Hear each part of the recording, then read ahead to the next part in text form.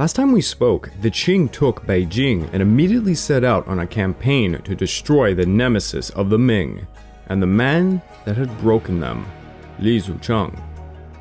The Qing smashed his Dashun army and caught the bandit leader, ending his life. Yet, as they did so, a new threat emerged, that of the South Ming regime. Ming princes began taking the dragon throne, each bickering with the next until the Qing smashed each and every one of them. The last prince left standing was Emperor Yongle, who promptly fled for his life at the very sight of the Qing enemy. With the South Ming regime on the ropes, the Qing began to focus on quelling the hundreds of peasant uprisings against their new state. But the more they suppressed the peasants, the more the peasants fought back even harder. Now, we will tell the horrifying tale of a man who many of the peasants flocked to. And with that, I actually think I will give the audience a very graphic content warning. This episode is the Holocaust of Zhang Xianzhong.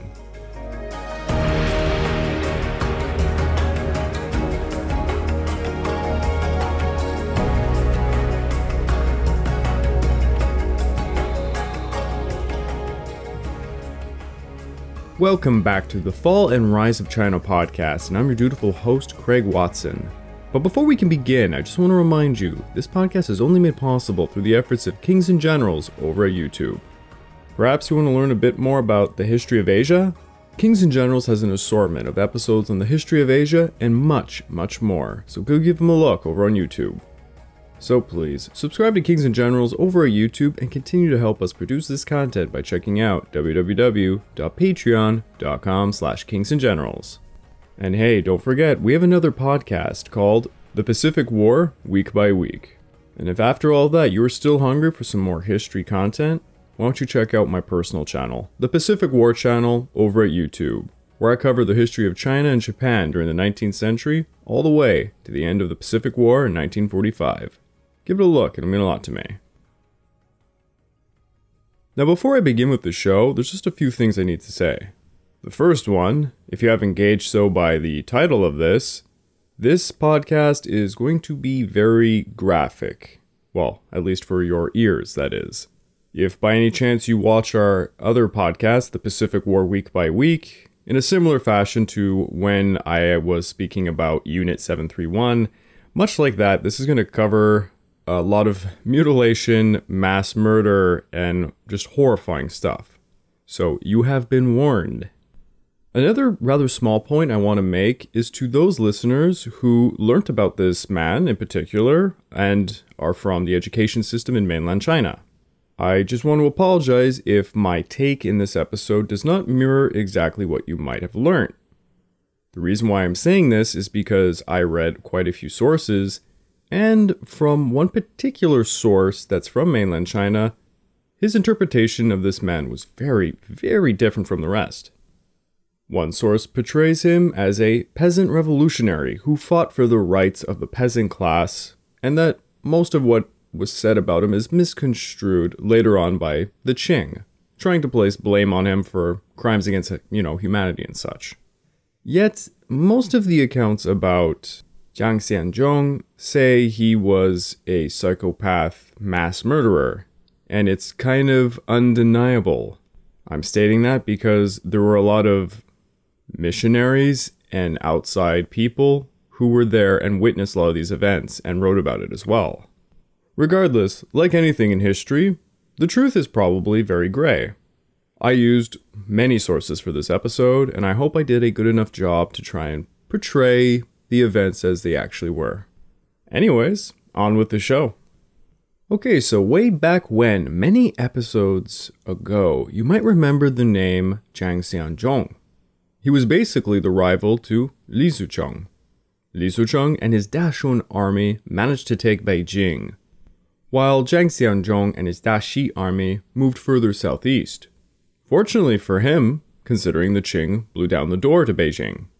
Zhang Xianzhong's operations at the offset were brutal, to say the least. He had a reputation for cruelty. He also acquired some of the best military bandit leaders under his banner. One was named Sun Kuang, a native of Yanjiang, and although he had a peasant upbringing, he knew how to read and write, which proved very valuable.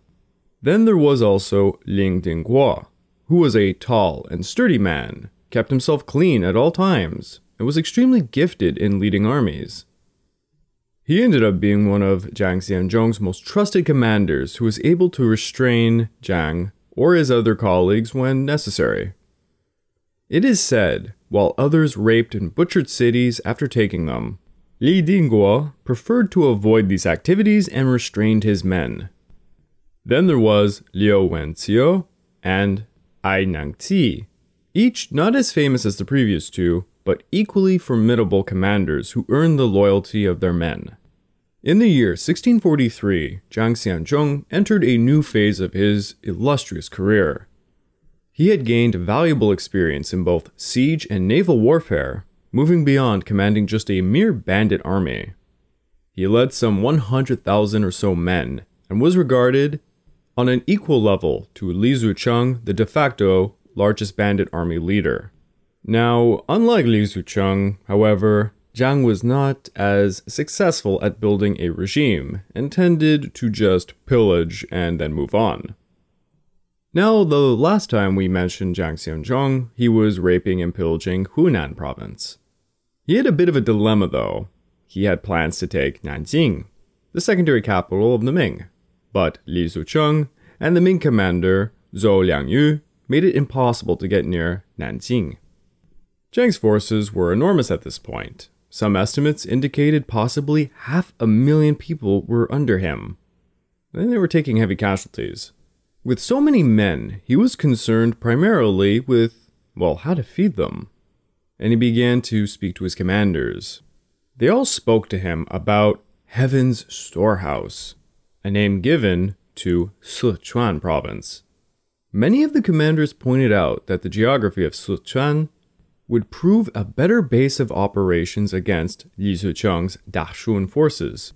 Thus, Zhang Xianzhong abandoned Changsha, which he had been occupying for some time now, and then he moved his army to Sichuan province. And here is the horrifying story of what happened to the people of Sichuan.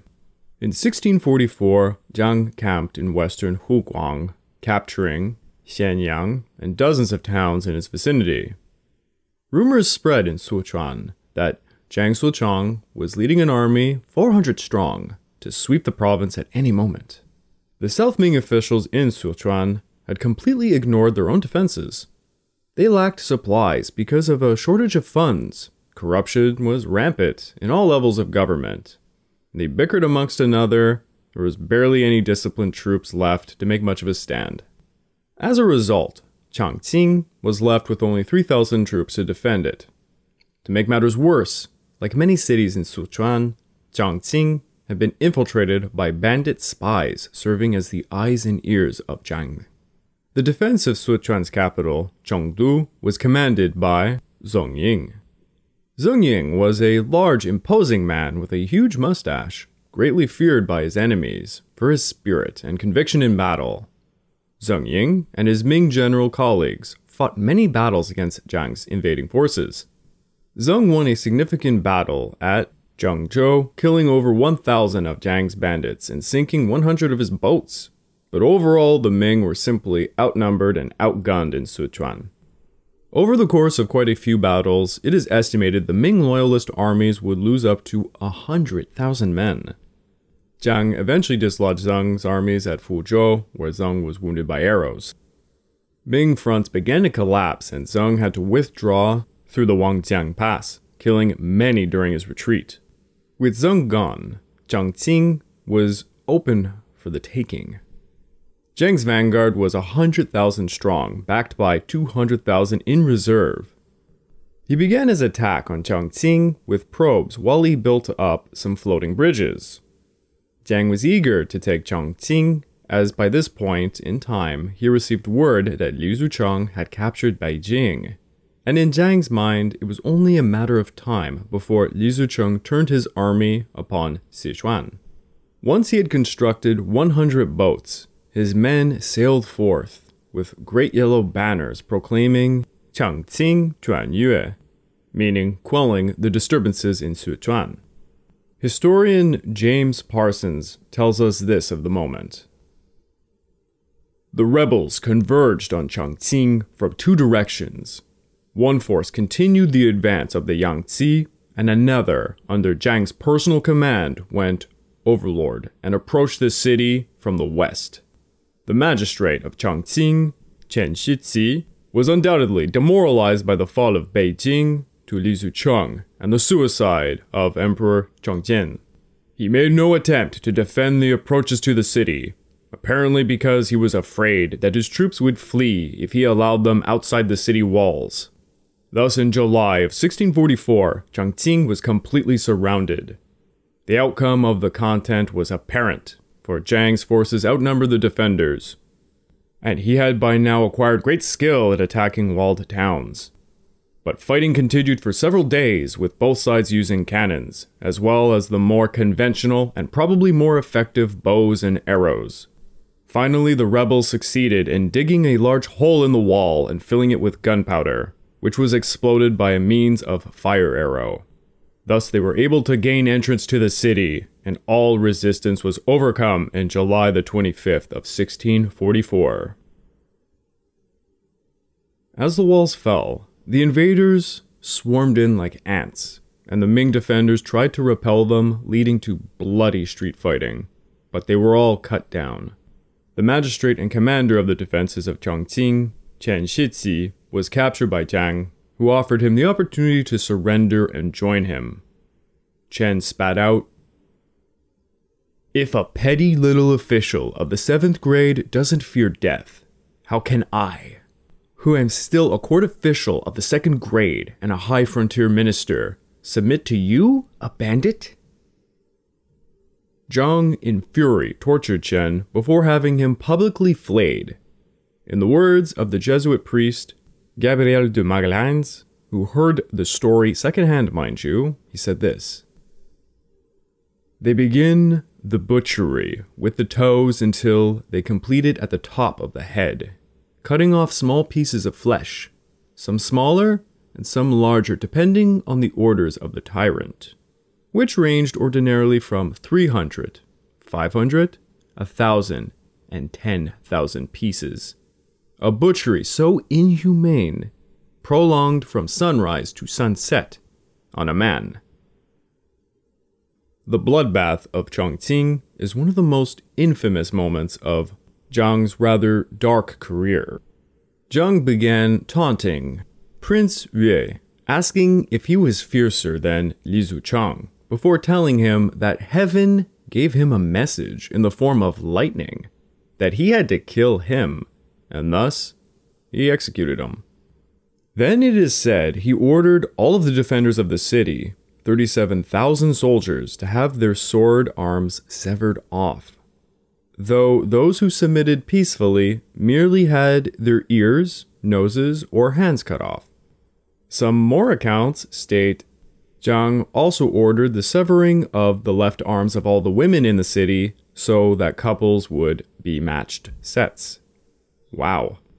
Tales of people being strung up to walls and trees and used as target practice are also told.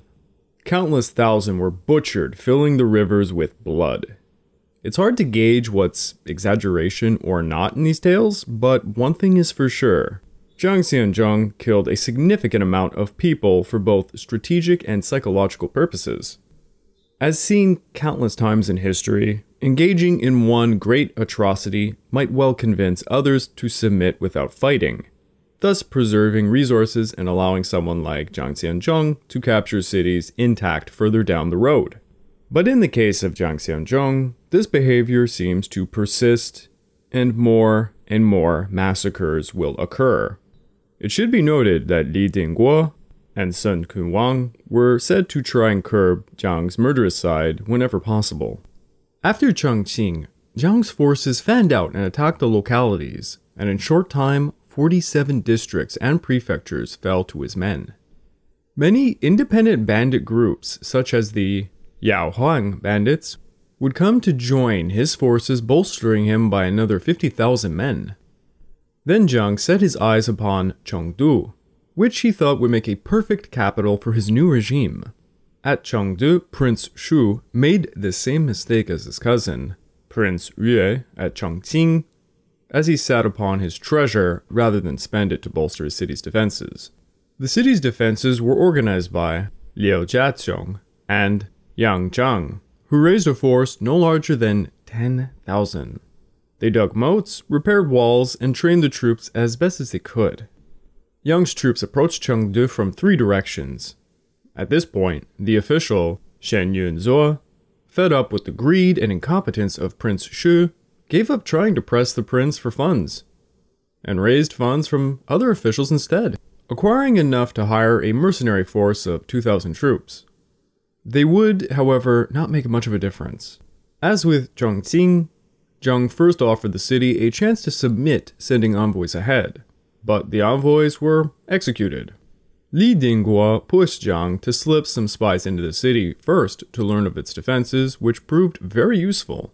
Zhang's army hit the city from all 4 sides on the very first day. The initial assault of ladders was repelled by the commander Liu Jibo. Soon, Zhang's men set to the old strategy of finding weak points along the walls and setting sappers in to use gunpowder to blow them up. It always reminds me of that scene in Peter Jackson's version of The Lord of the Rings: The Two Towers, and I just had to say that, sorry. As the charges went off, several parts of the walls collapsed, and the bandit soldiers clambered through the breaches. The Prince of Shu tried to escape, but failed, so he drowned himself in an old well when he heard the rebels had entered the city. What a way to go. It is alleged Zhang Xianzhong began to systematically massacre the population of Chengdu for 3 days, though the numbers are disputed. Reports of bodies being tossed into the river or left on the streets to rot made for a very horrific scene. But a lot of accounts state that after 3 days, some sort of order was established. Many scholars argue Zhang's generals began to protest all of the killing, such as Sun Kuang, who said to Zhang, "My king has fought battles for over a decade and has repeatedly slaughtered without acquiring an inch of territory to defend. Your generals and soldiers can no longer follow this way of thinking. Now we'd risk 10,000 deaths to see the completion of our king's enterprise. But if you kill the masses, who will be left to implement your plans? I beg my king to put up your sword and spare the common people from death." Eventually, the other generals joined in to convince Zhang to make Chengdu his new capital and to stop killing its populace. Soon Zhang proclaimed himself Emperor Dashun. This, of course, was ironically the same title as Li Sucheng, who was, of course, his former rival. His kingdom was called Da Siguo, the Great Western Kingdom, and Chengdu was renamed Xixing, the Western Capital. Zhang then appointed special titles for his 4 adopted sons, as he called them. Sun Kuang was made Pingdong Xianjin, Generalissimo who pacifies the east in charge of conquering Shandong, Liaodong, and the coast of Korea. Li Dingguo was Generalissimo of the west in charge of conquering Western Sichuan and Tibet. Liu Wenxiu was Generalissimo of the south in charge of conquering Guizhou, Yunnan, Burma, Thailand, and Southeast Asia. The last was Ai Nangqi, Generalissimo of the north, in charge of conquering all northern provinces, and Mongolia. Pretty ridiculous tasks, but the more you learn of Zhang Xianzhong, who, might I add, talked to himself in the third person, heard and saw things no one else could, well, this is all going to start making more and more sense. Zhang restricted his entire military into 120 camps, and appointed countless commanders with 5 chief military commissions, similar to how the Ming Dynasty's military structure worked. His force is loosely estimated to have grown at this point to about 600,000 to a possible million strong. With such incredibly high numbers of mouths, a ton of feeding was required, and this is going to be the crux of a horrid story. Zhang soon had to form an intensely strict government designed to specifically maximize resource acquisition and find any semblance of sedition. Districts were organized into units, which were expected to inform Zhang's authorities if there was any seditious talk or activity. Failure to do so could result in execution of that person or their entire families. Lighter punishments could be a good old flogging. For example, if you enter the wrong door or face the wrong direction during certain events. Then, if you were caught, let's say, hoarding anything, well, you could expect a ear, nose, a hand, or a foot cut off. So, I guess that's a more moderate punishment, if you were. If you did something a bit worse than that, well, there was decapitation. Even worse crimes met with slower deaths, dismemberment, for example. If you did something really, really bad, Zhang's favorite was to flay someone alive. It is said the outer walls of Zhang's palace were decorated with flayed skins of offenders and piles of severed body parts, divided by type, amassed in front of his residence. Remember that last part, because oh boy, is it going to come back later. Zhang had secret police everywhere. Strict curfews were enforced. People required travel passes, and if anyone was caught messing about, it was a quick execution. The populace could be arrested and questioned for just about anything, and it is alleged from the year 1644 to 1647, the land of Sichuan was drenched in blood. Yet, despite the horror, Zhang apparently had plans for a peaceful administration of Sichuan. Seals of office were used. Government organs operated all the while the citizens were threatened with death if they fled or resisted. Zhang set his army to work, hunting any Ming royal family members or supporters who were to be brought back to Chengdu for some gruesome endings, I would imagine. His army fanned out into the countryside, scouring for resources, anything that could be eaten or traded for food. It was reported that all cattle, pigs, chickens, dogs, and even rats, if it is to be believed, were scavenged by his armies. Commoners were forbidden to hoard livestock or valuables, and you can imagine how many would die as a result. It is alleged that Zhang, quote, deemed a day without killing a wasted day. And Zhang began to refer to himself as, quote, heaven's executioner. All the while claiming he had a divine mission to kill. Now, I want to make another point, like I did in the beginning of this very episode. Modern Chinese historians stress the positive aspects of Zhang's regime. After all, if you read between the lines, you can see how he redistributed wealth. And, well, for the most part, the higher classes were the ones being squeezed the most. 'Cause the peasants could really offer not much. There were many aspects of his government that seemed like they worked. Surely everyone was kept in line. Zhang was extremely paranoid. We are talking Stalin levels here. And he tried to control everything. His army was enormous, and their tasks were even larger than them. This required an incredible amount of resources, which shows an incredible amount of capability. However, it was done in quite a horrifying and irresponsible way. Regardless, many of these modern Chinese scholars argue the merits for Zhang's promotion of the peasant class. One could see a great revolutionary within Zhang. But their arguments are laid out with endless excuses for what is a known fact. One of the most insane death tolls imaginable for the people of Sichuan. They say it was the Qing invaders who eventually show up, other bandit groups, climate problems and drought, which, might I add, is true. The climate at this time is responsible for unbelievable famine and death. But why do we face so many sources telling of unbelievable atrocities performed by a man who, quite frankly, is seen to be the harbinger of doom? Anyways, I wanted to give some of their side in this, because from here on, it's going to be heavily skewed to the anti-Zhang side. One Jesuit priest who was with Zhang had this to say of his early reign, and I find it to be quite revealing. His wisdom and perceptiveness are vast and exceed that of most people. He is certainly capable of governing a state. He began to govern at first with such liberality, justice, and greatness that all were taken by him. However, this benignity did not endure, because little by little he began taking off his human disguise and showing his ugly countenance for cruelty. So immense was this man's ferociousness that from the beginning of the world right up to the present day, there has never existed a tyrant so wild and so inhumane. Zhang made claims to those around him that he could see entities, ghosts, or spirits if you were, because of his capacity as the Son of Heaven.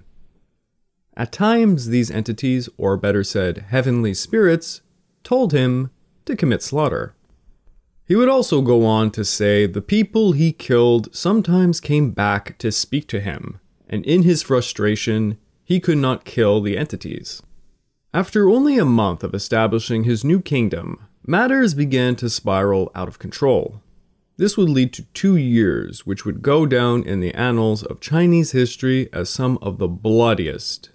And in Sichuan, Zhang would earn the moniker the Butcher. Between 1646 and 1649, Sichuan, which some had called Heaven's Storehouse, would become a charnel house. Zhang's forces lashed out all over Sichuan, hunting down anyone who did not hand over food, funds, or anything necessary for his regime. Anyone who tried to flee, Zhang proclaimed, would be regarded as a rebel in the eyes of the law. He proclaimed to the countryside that he would punish bad officials and reassess land taxation for the peasants, which did swing some of the peasants to his side. Despite his best efforts to fleece the rich, there was such general chaos that tax collection or the conduct of official business was quite in a disarray. All of his forces for at least the first month remained quite disciplined, and many prohibitions were put into place to stop looting, rape, and pillage. But many historians argue this was the work of his subordinates trying to build local level support, and not so much Zhang himself. Now, 4 different regimes were competing for Sichuan. Zhang's regime, Li Zicheng's Dashun kingdom based at Xi'an, the Qing regime in Beijing, and the Hongguang South Ming regime in Nanjing. Zhang's northern forces managed to repel Li Zicheng's incursions on multiple occasions. The Qing were not yet this far south, but the South Ming regime remained a constant thorn in his side. The South Ming loyalists were fighting back tooth and nail against Zhang's Daxi army on all frontiers. The Ming loyalist commander, Yang Zhang, soon established a base of operations in southern Sichuan. He inspired the locals to help resist Zhang Xianzhong's regime and harassed multiple cities under Zhang's control.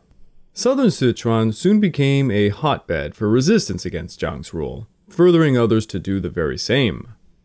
Another fire was the Ming commander, Zheng Ying, who was also beginning to raise forces in resistance and reclaiming some of the lost territory.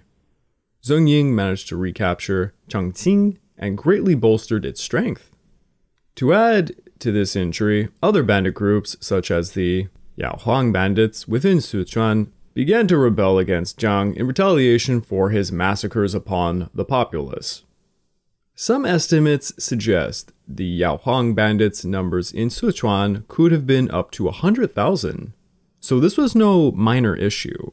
Soon, Xuzhou fell to the Ming loyalists, and the more Zhang lost, the more furious he became and the more unhinged.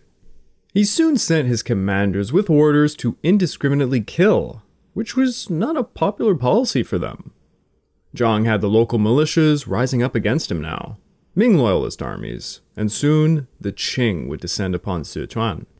On March the 8th of 1645, he suddenly began multiple campaigns in all directions, as Zhang declared his intention to recover vast lost territory.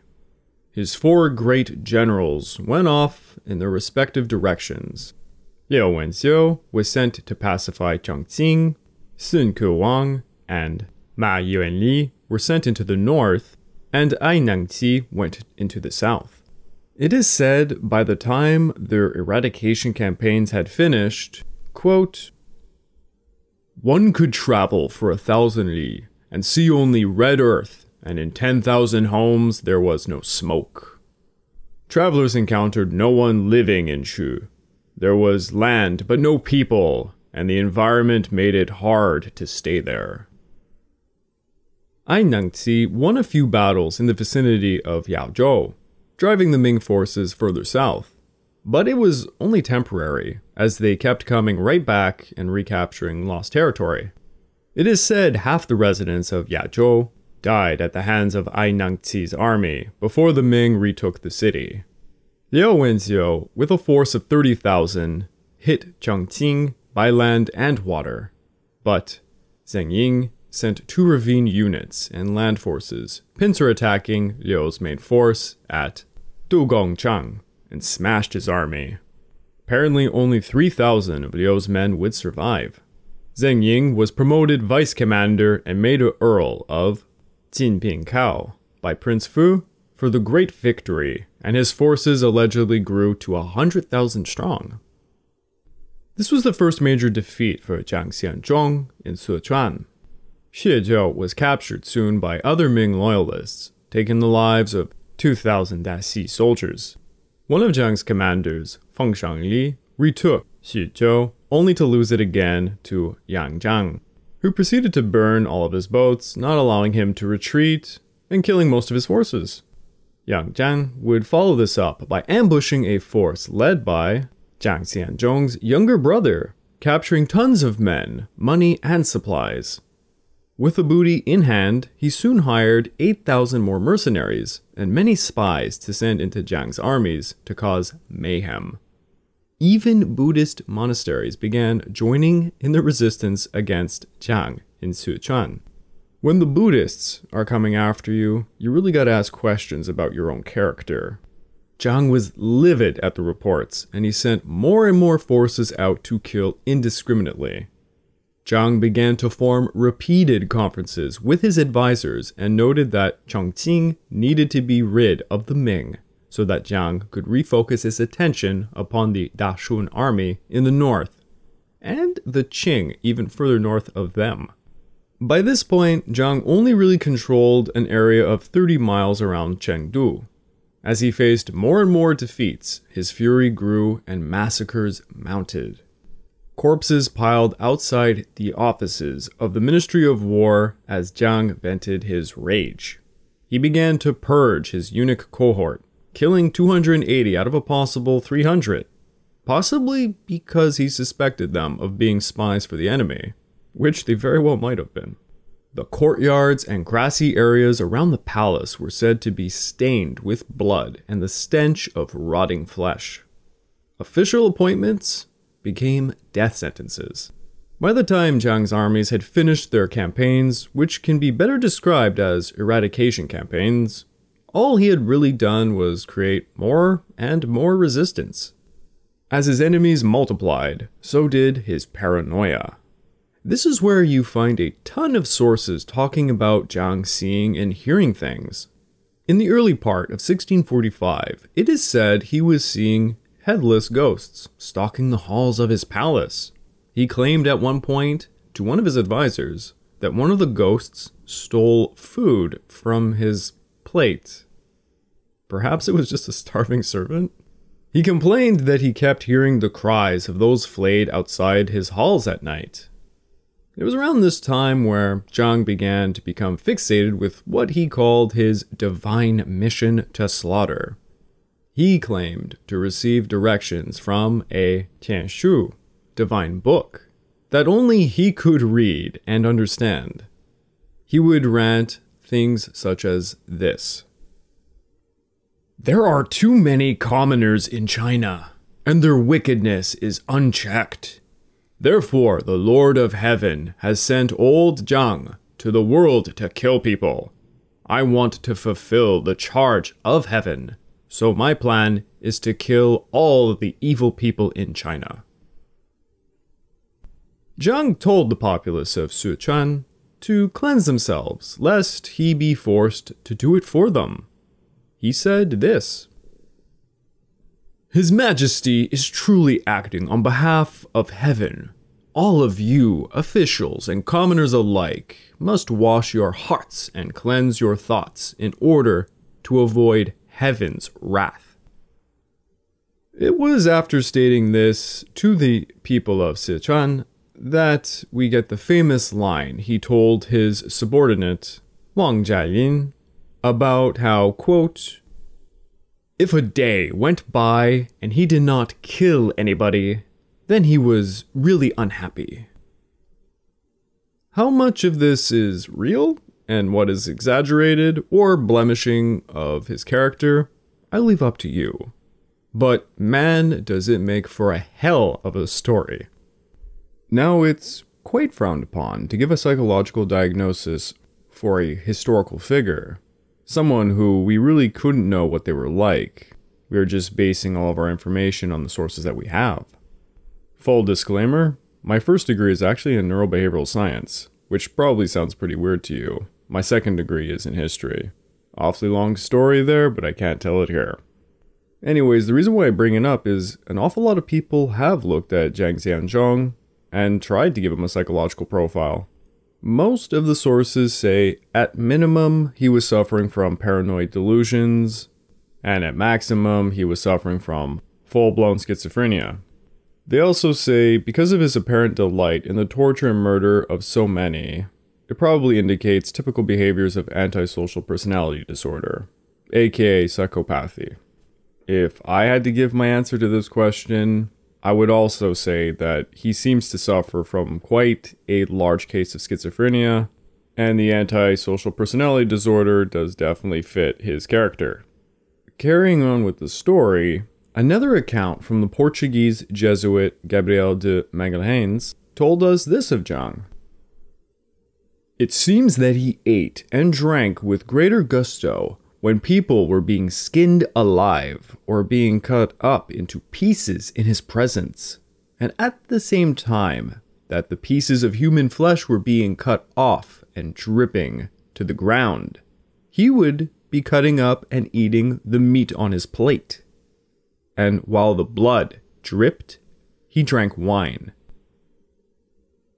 Things got really bad in Chengdu, that Ling Dingguo and Sun Kuwang complained the capital had become a cemetery. Things got much worse when Zhang began the practice of having soldiers submit severed body parts for rewards and promotions. Apparently, Zhang was enticed by this practice because of a subordinate under Sun Kuwang who showed up with 1,700 hands to show for his work. Chengdu literally became a scene of horror as shipments of hands, ears, and noses started coming in and piling up around the city. As one can imagine, with so many body parts came scavengers, and soon the city became filled with those said scavengers, such as wolves, leopards, and tigers. Oh my. Now, a lot of modern scholars point at Zhang's insanity, leading to the desolation of Sichuan. But there is also another aspect that I have mentioned. Zhang had an enormous army that required an enormous amount of food. Zhang was estimated to have a force of at least 600,000 to a possible 1,000,000 people, which required nearly twice what all of Sichuan's annual crop yields could manage. As the old saying goes, killing the chickens to get the eggs led to disaster. Zhang's men might have killed many of their own, simply to acquire food. And yes, if you were wondering, there were widespread reports of cannibalism. As seen with so many tyrants throughout history, the policy of killing to overawe reached a breaking point. Local bandits, Ming loyalists, and commoners were resisting all over in greater numbers now. Dasi soldiers and officials alike were being killed wherever they went. Zhang's armies would systematically come to places to, quote, pacify them. But as soon as they left those areas, in the words of Li Dingguo, "As soon as we leave, these righteous armies spring up. The officials we appoint are killed one by one, and after 3 or 4 months, they are all dead. If the previous dynasty had not tried to do this to us, we never would have survived. So we must prioritize protecting the people." What could make matters worse for Zhang, you might imagine? How about the new enemy finally reaching the scene? The Qing. The Qing finally managed to kill Li Zicheng and his Dashun army. Well, most of them defected to the Ming loyalists actually, but they were defeated. And at the same time, the Qing also defeated Zhou Liangyu, who would defect to them. Zhou Liangyu's defection bolstered the Qing with 100,000 soldiers, 40,000 boats, and soon Henan, Huguang, and Jiangxi were looking like easy grabs for them. Yet in order to take these places, it was viewed that Sichuan required pacification, as Zhang Xianzhong was a major menace with his giant army. In 1645, Dorgun sent emissaries to persuade Zhang Xianzhong to surrender, proclaiming, "Everything Zhang Xianzhong's army has done during the Ming Dynasty was over. Let bygones be bygones."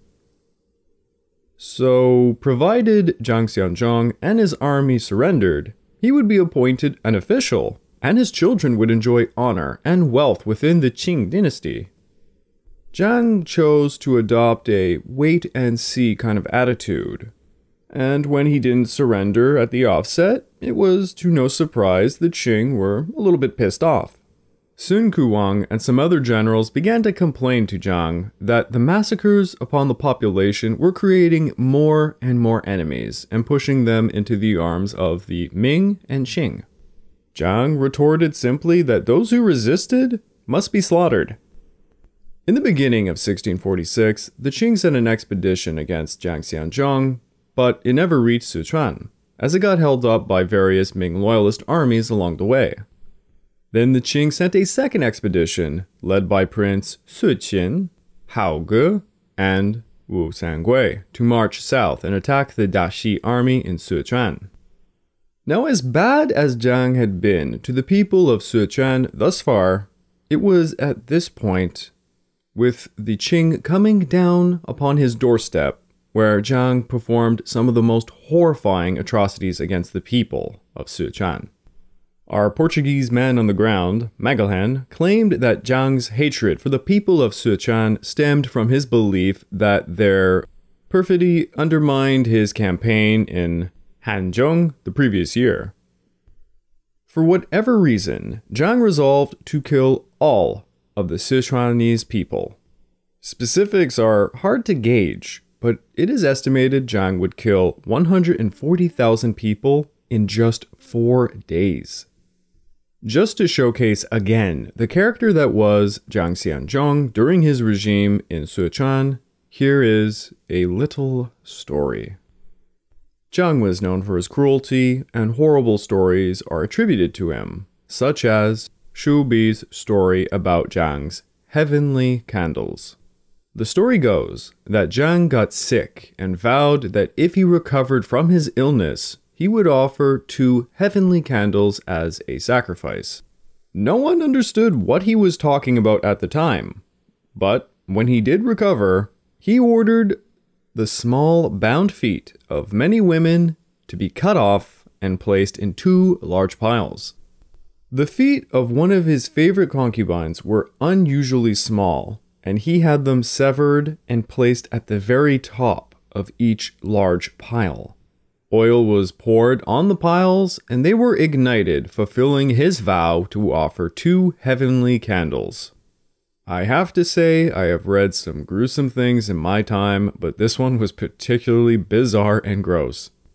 According to Shu Bi, during Zhang's rule in Sichuan, he, quote, engaged in one of the most hair-raising genocides in imperial history. When word came that the Qing were sending an army against him in Sichuan, Zhang ordered the massacre of all the Sichuanese people. Zhang had people skinned alive, with their bodies stuffed with straw and sent ahead to their home villages to spread terror. People were killed for the slightest offenses, like not cutting weeds in their courtyards, or miscopying characters in official documents. Some people were simply pulled off the streets and executed for allegedly using seditious words like defeat in public. Magalhães wrote this of the decaying situation. There was no exchange among friends. No one visited anyone. Even though they were relatives, there could be no conversation between two men under pain of being skinned alive immediately. When doors were shut for the night, so were mouths. If a door was left open, or a fire kindled in one's house. If one word were spoken, punishment was swift, not just for the culprit, but for those living in the 10 neighboring houses, on both sides of the guilty one's house. Parents accused children, and children their parents, and those who did this were highly praised by the tyrant. If a large group of people were talking together, even though they were the mandarins living in the royal palace, spies would immediately arrive on the scene, if they weren't already there, and ask what was being discussed. This caused such horror and fear that these men no longer resembled living men, but mute statues and portraits of death itself. People were being killed indiscriminately, if seen outside their homes after dark. Women were being raped en masse. If you had a lock on any of your doors, you died. If a doctor failed to cure any of Zhang's officials, they died. If you failed to show travel papers, you died. You get the picture. At one point, someone lit a literary temple on fire, and Zhang took this as an omen that he must kill all scholars in Chengdu. 'Cause, well, of course. When Sun Kuang heard the order to kill all scholars, he said, "The intellectuals are scattered all over. How can we kill them all?" Well, here is the story of how Zhang figured out how to solve that problem. During one incident, it is said he organized an imperial examination at the Qingyang Taoist temple, under the guise he was recruiting scholars for his regime's new administration, only to have an estimated 5,000 to 23,000 candidates butchered. Apparently, they entered through the east gate of the temple, and they were processed out of the west gate. Bodies were tossed into a nearby river, and their exam writings were, quote, piled up like a mountain in front of the temple. Zhang followed this up by inviting Buddhist monks for ordination ceremonies at temples, only to kill them also. People were tied to horses to be torn apart at the blast of a cannon.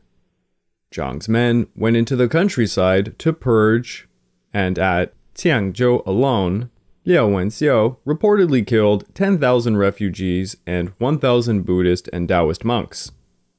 It was said, for 50 miles around Tiangzhou, quote, "The plains were awash with flesh and blood." During another incident, it is alleged Zhang killed 4,975 out of his 5,000 court eunuchs, because one of them used his given name at a banquet. That one I have a hard time believing, mind you, but these are the stories I've read from some sources. Again, what is exaggeration, blemishing, what is simply made up? It's very hard sometimes when it comes to these sources. On January the 8th of 1646, Zhang held a military conference and said that the massacre of the entire populace of Chengdu would commence the very next day. To quote what he said, "Not a single person will be spared." Accounts say the rivers of Chengdu were crimson red with blood, and rose several feet up the city walls. It got so bad, Zhang had to order his men to go in boats downriver from Chengdu to unclog it. and the smell of decaying flesh filled the air for miles. Imagine having to do that job. Sun Kuang wrote of the massacres, saying this: "This truncates our wishes. After all, weren't our years of rebellion on behalf of the peasants? Now we're roaming back east, and for what? If our fatherly king acts like this, then he's really not pondering things very deeply. Our fatherly king should regard the peasants of Sichuan like his head. Like the trunk of looting heaven's storehouse is his body. Now, if you've already cut off your hands and feet, how can the head survive?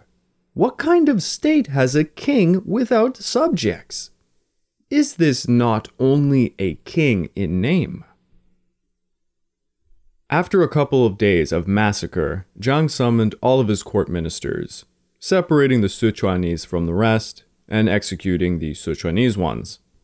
Chengdu was virtually empty by the end of the year, and Zhang's armies fanned out into the countryside. All the while, he proclaimed his forces were preparing to face off against the Qing.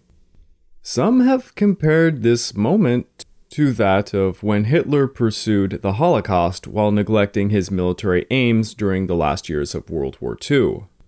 Zhang was fixated on the extermination of the people of Sichuan over all other goals, it seems.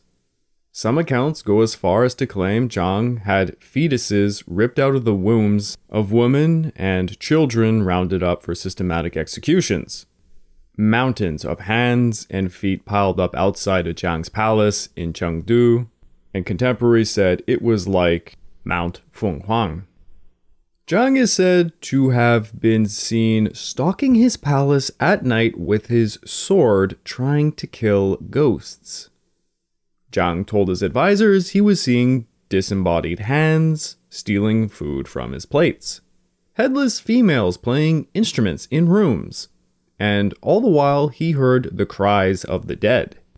Zhang began to believe Chengdu itself was haunted and had all of his highest-ranking officials flogged to break the curse.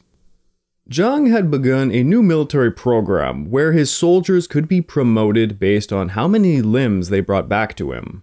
Feet, hands, heads, ears, and noses were stacked in separate piles, and Zhang would supposedly gather the severed heads together for banquets. Promotions and ranks for his soldiers were based on the number submitted. 200 pairs of hands and feet got a rank of squad commander. 1,700 pairs could get you promoted from vice commander to commander, and such. If one soldier killed hundreds in a single day, he could be promoted to supreme commander. A great system to build your military upon, to be sure. According to the Dashun records, for 4 months in 1646 alone, Sun Kuang, Liu Wenxiu, Ai Nangqi, and Li Dingguo each killed around 10 million people. That one has to be an absolute exaggeration, of course. Still, those records state they raised up to about 10 towns a day seeking their grisly trophies. Anyone above the age of 3 was said to be subject to these attacks. Zhang would even kill disloyal soldiers, and it is said, quote, that the trail of corpses extended for 70 li north and south of Chengdu, and the lands ran red with blood and bones piled up like mountains. Jesuits in Sichuan claim that Zhang left the city in the summer of 1646 for a military campaign and spent about 40 days on a killing spree in the countryside before returning to Chengdu and killing 25 out of the 30 of his high-ranking officials, including his Minister of War. Civilians were rounded up and killed in the Central Park in Chengdu. Children were cut to pieces, and officials were flogged without reason. Zhang then ordered his soldiers to kill their own wives and daughters, so they would be less encumbered by them in the upcoming campaign. To set an example, he killed 23 of his 300 serving maids and concubines. People were killed for drinking tea. Soldiers were flayed for trying to flee. Mandarins were killed for sleeping at a banquet. and servants were killed for just about anything. The hoarding of a single tail meant decapitation. Hoarding 10 meant death by flaying. Some were even cut open and had their skin stretched to resemble birds' wings. It's kind of like the Viking blood eagle, I guess. The modern Chinese scholar Zhang Xianzhong estimates that from 1.8 to 2 million people died in Sichuan between 1644 and 1645, out of a total population of around 3 to 3.6 million. He concluded that 1 million died as a result of direct military operations, and the rest died from starvation, disease, marauding wildlife, which is a terrifying part of this, and other factors. 40 to 50% of the Sichuanese population had been killed in just a few short years. Sichuan would see up to 75% of its population decline from death and people running for their lives. It was a combination of the massacres and also drought and famine that led to this flight. This is, by the way, occurring before and after Zhang. Many Chinese scholars argue it may have been the Qing armies who performed many of the atrocities that may have been attributed to Zhang. For example, in Chengdu, a stone carving known as the 7 Kill Stele holds this inscription: "Heaven brings forth innumerable things to nurture man. Man has nothing good with which to recompense heaven. Kill, kill, kill, kill, kill, kill, kill." In the summer of 1646, Zhang was receiving word of the military situation from Li Dingguo and Sun Kuang, and they were telling him that both the Ming loyalists and the Qing were making significant inroads. Zhang had spent too much time and effort on his insane butchering of the people and not enough against the Ming loyalists. The Ming loyalists controlled South and East Sichuan now, the most fertile and productive areas of the province. They drained Zhang's resources and drew attention of the Qing towards Sichuan. They also controlled Chongqing, which was the transport hub of the province, especially by river. Zhang gathered his officials, and he made this proclamation: "I have been in Sichuan for 2 years, but the Sichuanese haven't accepted my kindness, nor do they dread my awesomeness. The more I pacify, the more they rebel.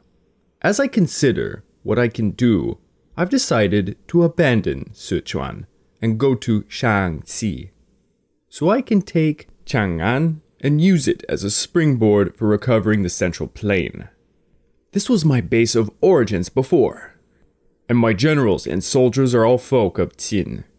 I can rely on Qin as the place to strengthen my troops and war horses. So my master plan is to return to Shaanxi and then follow the river south into Huguang and then come back into Sichuan." Sun Kuang argued they should not so easily abandon Sichuan, and that they should begin extending relief to its people. In his words, replace killing with kindness. With that, perhaps they could restore a new government. To throw away all they had done in Sichuan would be such a waste. Li Dingguo concurred with his colleague, and this forced Zhang to think a bit more about his decision. However, in the end, Zhang concluded he would follow through with what he proclaimed. Thus, Zhang prepared a sortie, spending months gathering all the treasure he could find or loot from all around, and storing it all on boats. He then ordered Chengdu burnt to the ground, which allegedly took months to do.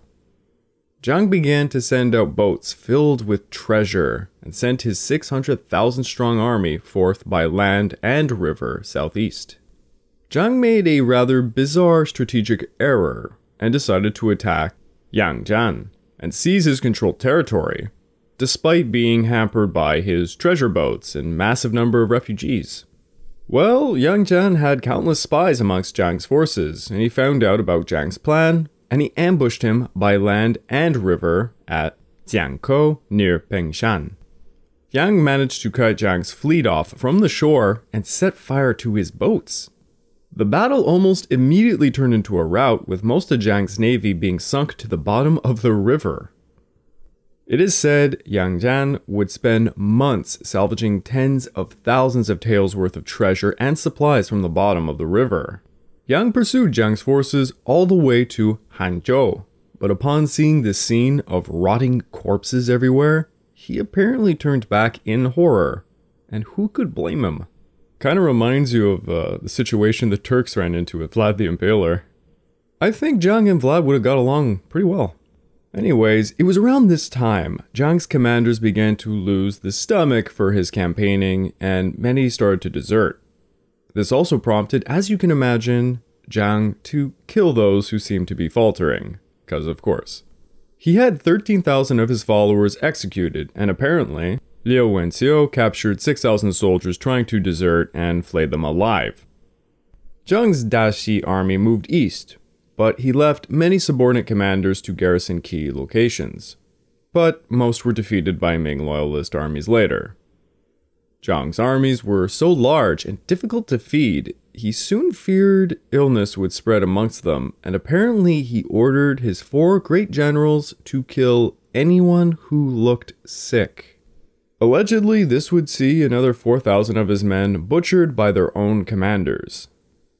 Zhang reached Chongqing and besieged the city for 3 days before Zhang's cannons broke its walls and he burnt the city to the ground, killing an estimated, believe it or not, 100,000 people inside.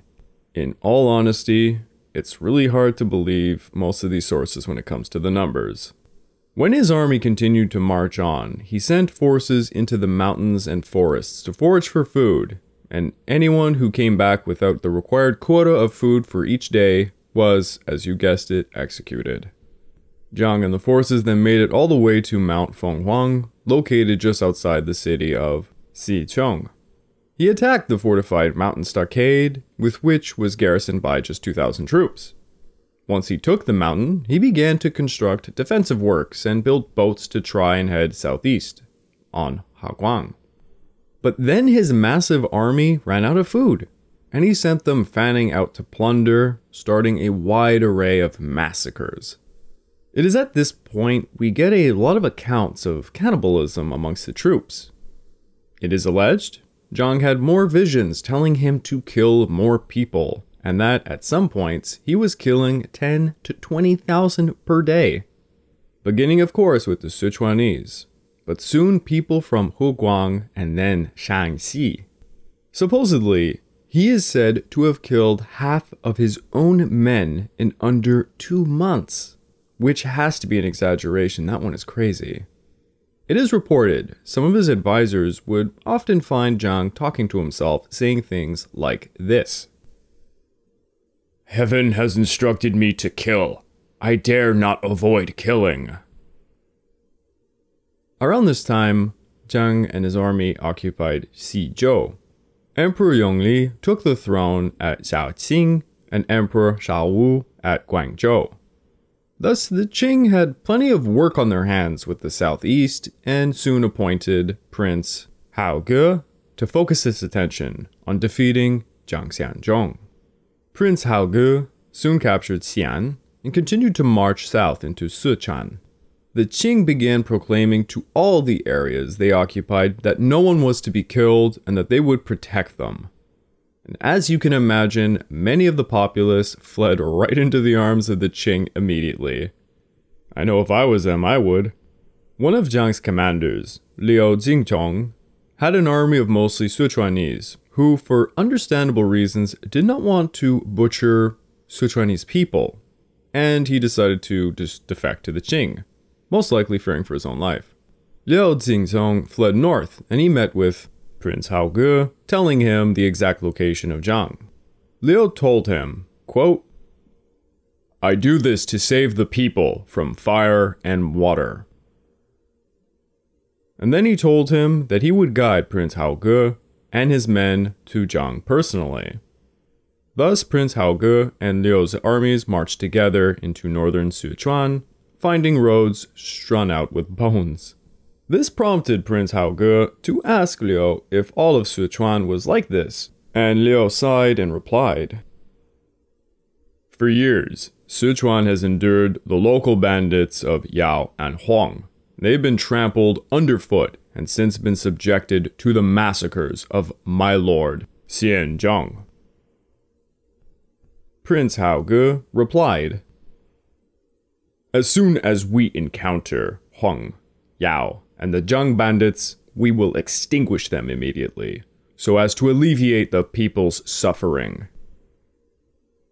In early January of 1647, Prince Haoge was led by Liu to Mount Fenghuang, and Prince Haoge sent his most elite bannermen as a vanguard to find Zhang Xianzhong. Zhang got word of the incoming Qing force, and initially disbelieved his own scouts. In fact, he killed them.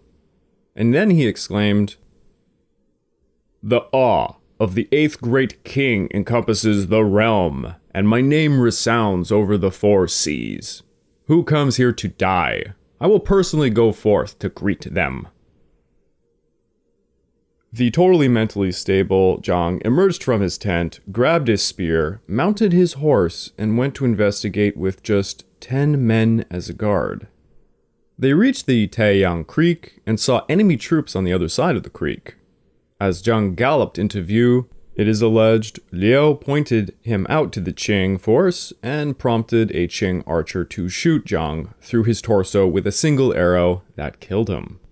Prince Haoge recovered the body and decapitated it, cutting him up and burning all of the pieces on the spot. It is alleged, hear this one, people, when they cut up Zhang's body, he had a heart that was as black as ink and had no liver. Stories told of strange thorns growing in the spot of Zhang Xianzhong's death, and that a black tiger guarded his gravesite. Ooh, you gotta love these tales. One of Zhang's men fled back to the army camp, relating what had happened to everybody. Upon hearing of Zhang's death, Zhang's surviving commanders immediately served under Sun Kuang, who became the de facto new leader. They attacked Chongqing and managed to take the city this time and killed Zheng Ying. It seems Zheng Ying had finally made a tactical error and underestimated their force going out to fight them in the field, and well, he lost. Sun Kuang did not stay very long in Chongqing, fearing that the Qing would pursue him, so he fled south, taking Zicheng, where Sun Kuang attempted to reorganize the Daxi army and resurrect some form of government. They then marched on Sun Yi, and it is here the former bandit army of Zhang Xianzhong had a change of heart. They began to join forces with the Ming loyalists, moving even further south of Guizhou. The Qing, for their part, had to abandon the pursuit rather quick, owing to a lack of supplies, as Sichuan was a barren wasteland. They soon pulled up to Baoning, where they butchered 10,000 of Zhang's former men. Meanwhile, the hardship of Sichuan would go on for many, many years. Famine was rampant in Sichuan as a result of Zhang's chaos. It is said, "Women of good families offered their bodies in exchange for food, but could find no takers." The land of Sichuan was desolate. People resorted to cannibalism, and allegedly human flesh was sold by vendors, and that bandits were making lamb stew out of their victims. There were tales of people looting coffins of the recently deceased for flesh. One source lamented this: "Because of the long period of disorder, the cattle were all gone, so people replaced the cattle." Disease and pestilence sprang up everywhere as a result of malnutrition. Recorded illnesses such as big head boils, horse eye disease, horse trot disease were reported. And apparently in Sichuan, the number of tigers increased 100-fold, as did pack of wolves and wild dogs. So yeah, on top of everything else imaginable, you're gonna get chased by friggin' tigers when your family is starving. I would like to take this time to remind all of you that this podcast is only made possible through the efforts of Kings and Generals over at YouTube. Please go subscribe to Kings and Generals over at YouTube and continue to help us produce this content by checking out www.patreon.com/kingsandgenerals. And hey, if you're still hungry after all that for some more history content, why don't you check out my personal channel, the Pacific War Channel, over at YouTube. And don't worry, despite the name, I actually cover a lot of Chinese history and Japanese history in the 19th century especially. I got a whole series on the two Opium Wars. Check it out, it means a lot to me. During Zhang Xianzhong's slaughterhouse regime, the South Ming regime were engaged in a life or death struggle in central and southeast China. All of the self-proclaimed Ming emperors are dead, save for one, Emperor Yongle. The Qing were like a dark storm over the horizon, but now they are marching south, prompting the Dashun, Daxi, and Ming loyalist armies to join forces or die.